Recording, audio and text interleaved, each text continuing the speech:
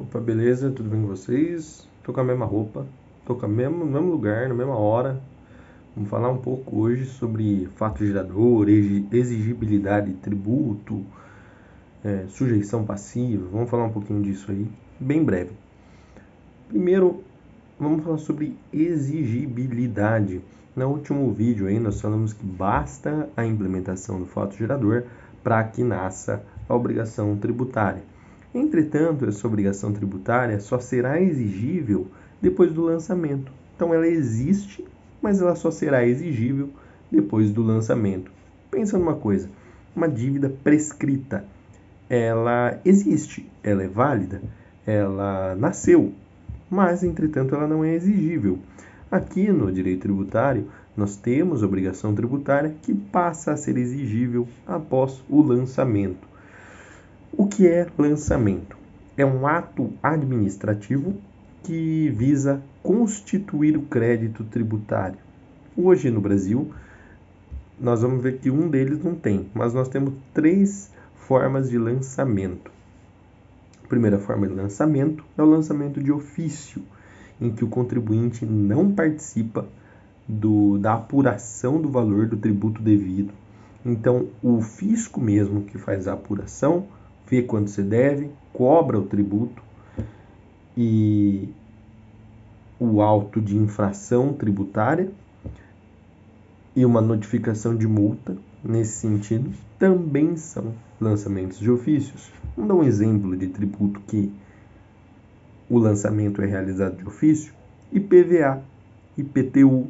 Você vai lá informar a prefeitura o valor venal, você vai lá informar ela que você fez, seu imóvel está valendo menos, está valendo mais.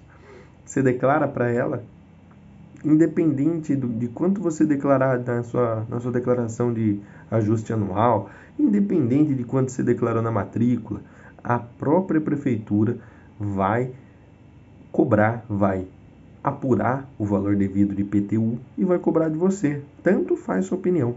Agora, vamos falar das outras 2 formas de lançamento. Lançamento por declaração. Presta atenção. Lançamento por declaração consiste em o contribuinte enviar a declaração para o fisco e depois de enviada essa declaração para o fisco, o próprio fisco faz a apuração de quanto imposto você deve. Isso existe no Brasil hoje? Não. Nenhum imposto é cobrado por meio de lançamento por declaração. Por quê? Vocês pensaram em imposto de renda. Imposto de renda é a terceira forma de lançamento, que é o lançamento por homologação. O lançamento por homologação é aquele em que o contribuinte declara o valor para o fisco, o contribuinte apura quanto ele deve e o contribuinte paga o valor que ele mesmo apurou. O contribuinte faz tudo.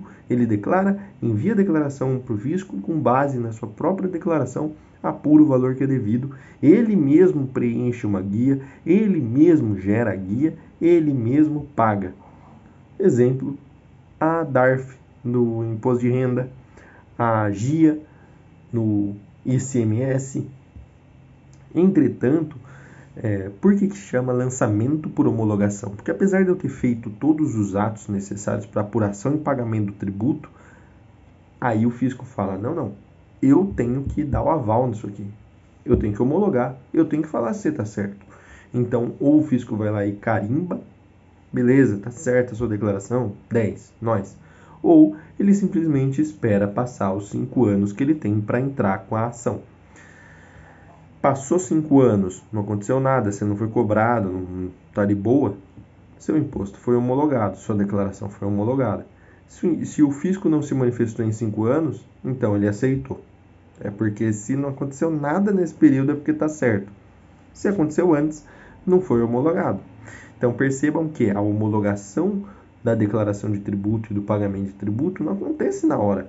Quando você faz uma declaração de ITCMD lá na Receita Estadual, vem uma declaração, uma certidão de homologação ressalvada a possibilidade de fiscalização da Receita Estadual. Então esse ITCMD, e não obstante você tenha uma certidão de homologação para poder apresentar no registro de imóveis, para levantamento de importância, você só vai ter certeza que sua declaração de ITCMD foi homologada depois de 5 anos da homologação sem que você tenha sofrido nenhuma ação de execução fiscal.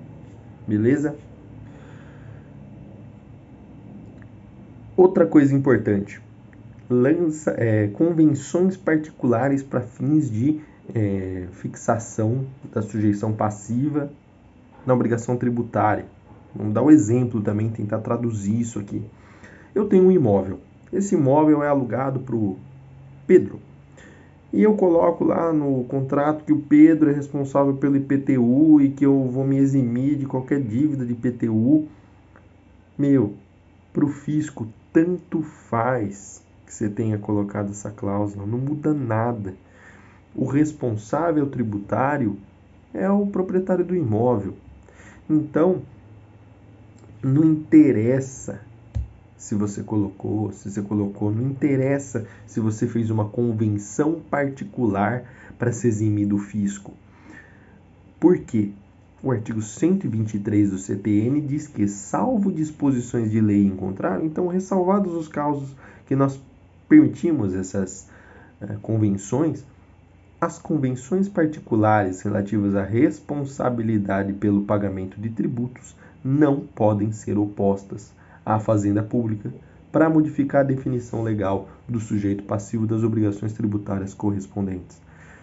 Então, nesse caso do meu imóvel, eu vou ter que pagar o imposto, o IPTU. Não importa se eu coloquei no contrato. Eu, proprietário, vou ter que pagar. A única coisa é que, como eu tenho esse contrato que eu coloquei lá que era para o Pedro pagar, eu vou ter lá uma açãozinha de regresso contra ele, no cível, separado do fisco, nada a ver. Vou provar que eu paguei e pedir o reembolso. Mas, para a gente se defender da execução fiscal, eu não posso opor uma convenção particular, como um contrato de locação, por exemplo. Sujeição passiva, vamos ler o 121 do CTN, mas vamos ir pausando, né? Sujeito passivo da obrigação principal é a pessoa obrigada ao pagamento de tributo ou penalidade pecuniária. Único. O sujeito passivo da obrigação principal disse o contribuinte, quando tem a relação pessoal e direta com a situação que constitua o fato gerador. Então, no caso do inciso 1 do parágrafo único do artigo 121 do CTN, o contribuinte é o responsável pelo pagamento de tributo e é ele quem está realizando o fato gerador. Inciso 2º. Nós lemos sempre o parágrafo único de novo para ler o inciso 2º para conseguir fixar a ideia. O sujeito passivo da obrigação principal diz-se responsável quando, sem revestir a condição de contribuinte, sua obrigação decorra de disposição expressa em lei. Então, no caso do inciso 2, o responsável não realizou o fato gerador. Ele não é a pessoa que implementou o fato gerador, mas ele vai ser um responsável aí por pagar o tributo. Então, quer dar um exemplo que fica fácil? Um comprador de uma casa e essa casa lá tinha uma dívida de IPTU. Não foi eu que implementei o fato gerador de ser proprietário de imóvel em território urbano para responder pelas dívidas pretéritas à minha compra e venda, ou venda e compra, melhor, né? Mas, como a lei define que eu sou o responsável pelo pagamento de IPTU, não interessa se eu implementei ou não implementei o fato gerador. A lei está imputando a responsabilidade fiscal a mim. Então, aí eu entro no inciso 2 do parágrafo único, no inciso 1 do artigo 121. Feito isso, basta nós lermos aí o artigo 126 do CTN para complementar essa breve elucidação que nós fizemos aqui. A capacidade tributária passiva independe, 1, da capacidade civil, 2, de achar-se a pessoa natural sujeita a medidas que importem privação ou limitação do exercício de atividades civis, comerciais ou profissionais ou da administração direta de seus bens. 3.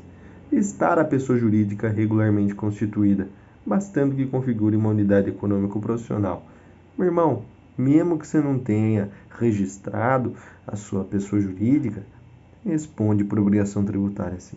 Então, assim, a gente vê no curso desses capítulos aqui de direito tributário que a mão do Estado é forte e dela ninguém consegue fugir. Ressalvados aí alguns casos. Até mais. Espero que eu tenha ajudado.